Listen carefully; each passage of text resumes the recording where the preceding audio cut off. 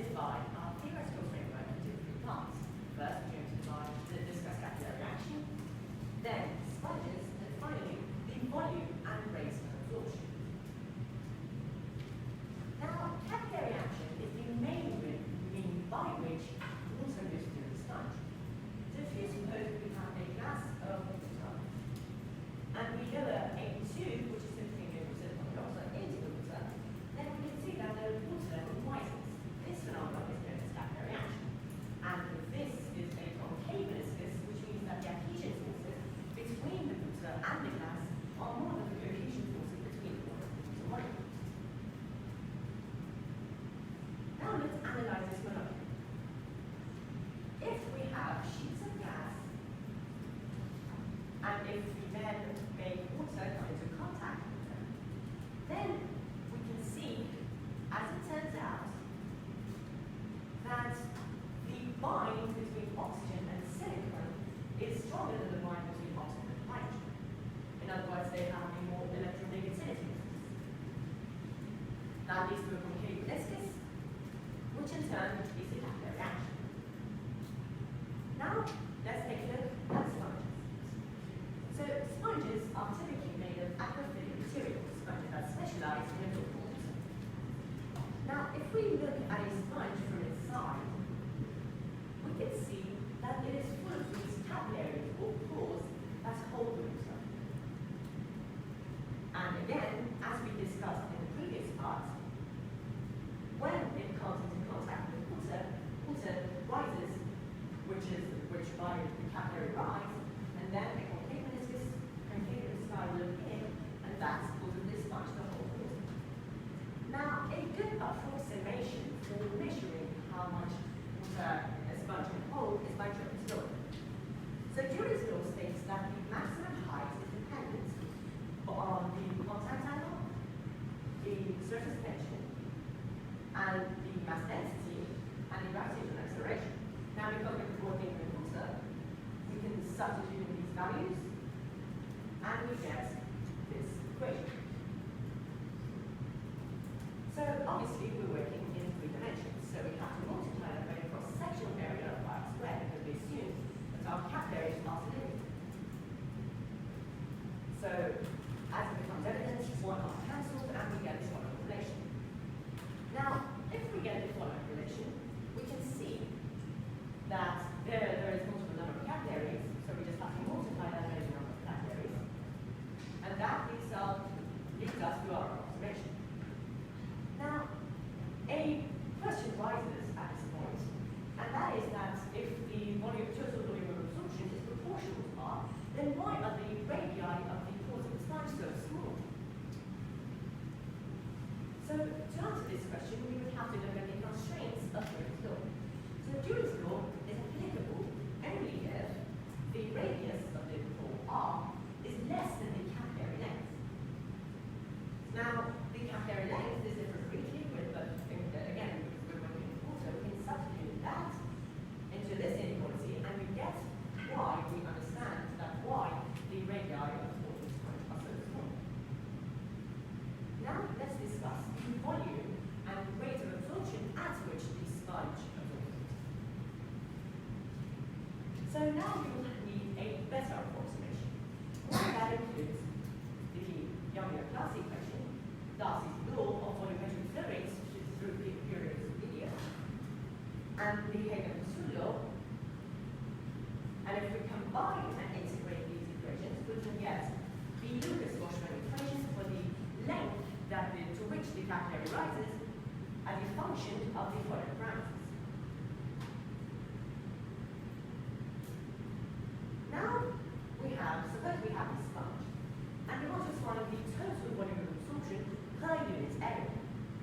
So if we divide the sponge into unit areas, we can find the void fraction epsilon in terms of the number of pores in one single unit area, and obviously multiply that by pi r squared.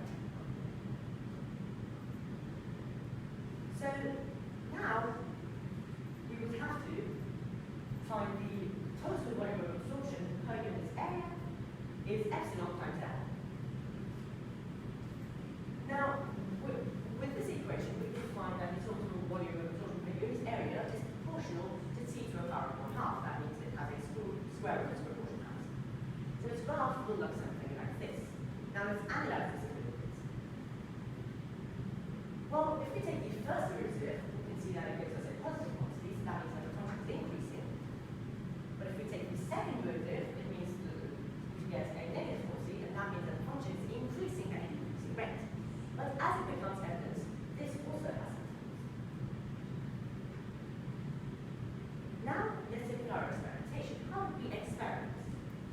Well, we're first going to discuss our experimental setup, and then finally our experimental results. So our experimental setup was as follows.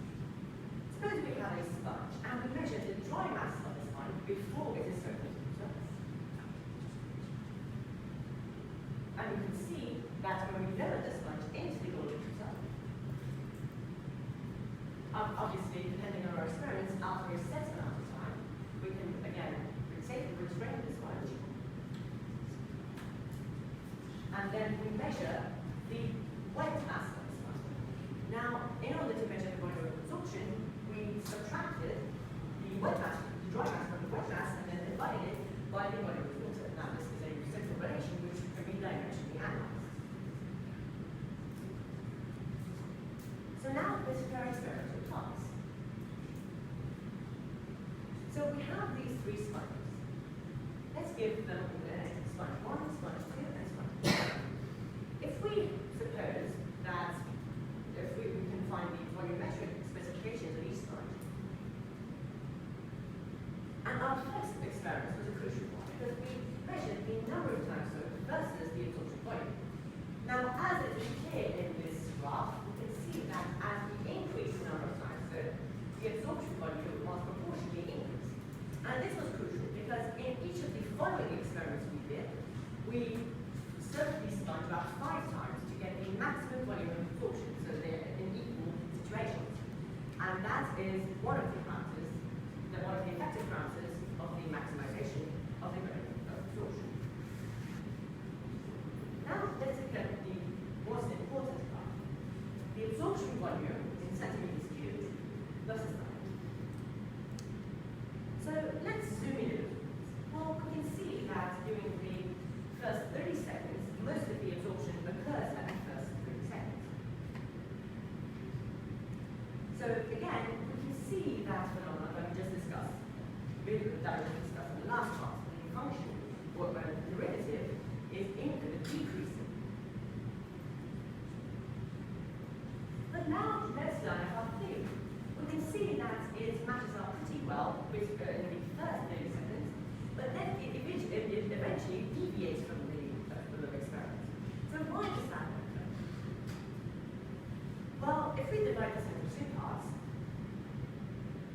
a hidden assumption of the Lucas-Boschner equation is that the length, the capillary length of the tube is infinite, and obviously that's not the case because obviously in finite spaces we cannot have that.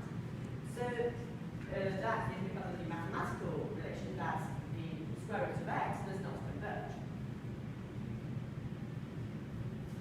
So now let's discuss another important point, our experimental graphs. We can see that in this part, at the end there is less maximum volume of absorption, but that contradicts our intuition that the more time we put it on the user, the more volume it will absorb. So why does that occur? Well, the main reason was because if we have a sponge, and if we again put it into a bowl of water, if we look at it from the side, we can see that over time, the pores will, some of the fibers that make up the structure of the sponge, will fill up the capillary holes. So now we can find the relation of the temperature of water with respect to the absorption volume. And as we expect this kind of linear relationship, because if we increase the temperature, the surface tension will decrease, and by our first approximation, the maximum height will also decrease, and therefore that leads to a decrease in the volume. And you can see that for the spiders. So again, we have another experiment with the height of the sponge with respect to the absorption volume. Now, we can see a sudden